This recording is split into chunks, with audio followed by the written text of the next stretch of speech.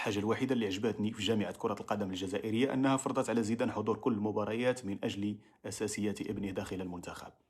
فكما نعلم، زيدان بعد أن فشل في إيجاد مكان لابنه داخل المنتخب الفرنسي، سواء الأول الثاني الثالث الرابع الخامس، عاد إلى الجزائر ووجد مكانا لابنه، لأننا نعرف القارة السمراء لعن دائما ما تذهب الأمور بهكذا شكل. ببك صاحبي، عن طريق الواسطة قد تجد مكانا لك، وقد يطرد من هو الأجهز ومن هو الذي يستحق أن يتواجد من خلال اسم أو من خلال مكانة اجتماعية. لو لديك مكانة اجتماعية وسلطة، بإمكانك أن تجد مكانا في أي مكان حتى وإن لم تستاهل ذلك.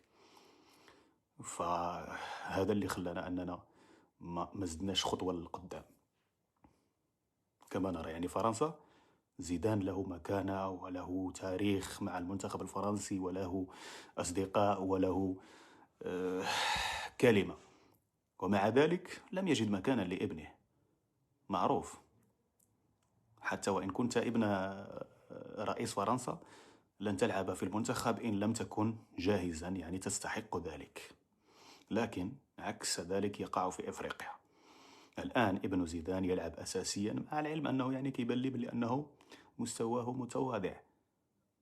كنتمنى أنه ما يكونش خدا مكان ديال شي واحد اللي يستحق، اللي عنده مؤهلات وعنده إمكانيات زايدة على ابن زيدان. كنتمنى، ولكن حتى وإن كان لن يلعب. زيدان في المدرجات يشاهد يا سادة. من هو زيدان؟ زيدان له تاريخ، كان يلعب لفرنسا، والآن بعد أن هيهات معليش في آخر